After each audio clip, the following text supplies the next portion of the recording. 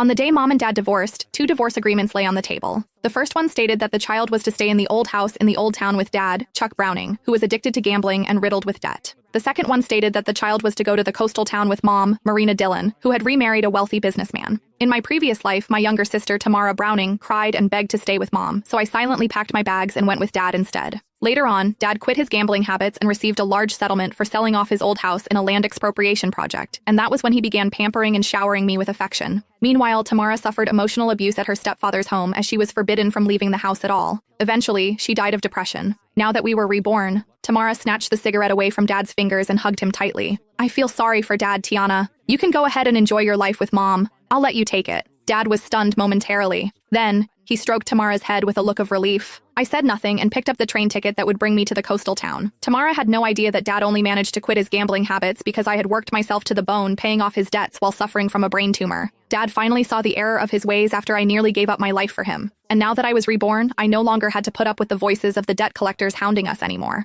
All I wanted was just a good night's sleep. I picked up my worn-out suitcase. Get out of here. Go look for your gold digger of a mother instead, Dad said, waving his hand dismissively at me like I was just an annoying fly. Tamara hid behind him and made a face at me. She mouthed, "Don't come begging me for money the next time you see me." I smiled and said nothing. Instead, I turned around and walked out into the rain, flinching at the cold. I could feel the chill seeping into my bones. It wouldn't make much of a difference wherever I went anyway. I just wanted someplace quiet to spend the last of my days, getting through everything. At least I no longer needed to hear the debt collectors hounding at the door or put up with the horrible stench of cigarettes anymore. Mom's black Mercedes was parked at the entrance to an alleyway. The car windows rolled down, revealing Mom's youthful, well-maintained face. She frowned as she stared at my drenched body, a look of disgust in her eyes. "How did you end up like this? Hurry up and get it, and make sure not to dirty the interior of the car." I opened the backseat door and was just about to enter when she said, "Throw that suitcase into the back." She pointed at my suitcase and said, "That's so filthy. I don't even know what germs it's covered in." I hesitated for a moment. However, I still did as she said and put the suitcase in the trunk of the car. When I finally got back inside the car, I did my best to stay in a corner and take up as little space as possible, not daring to touch the leather seats.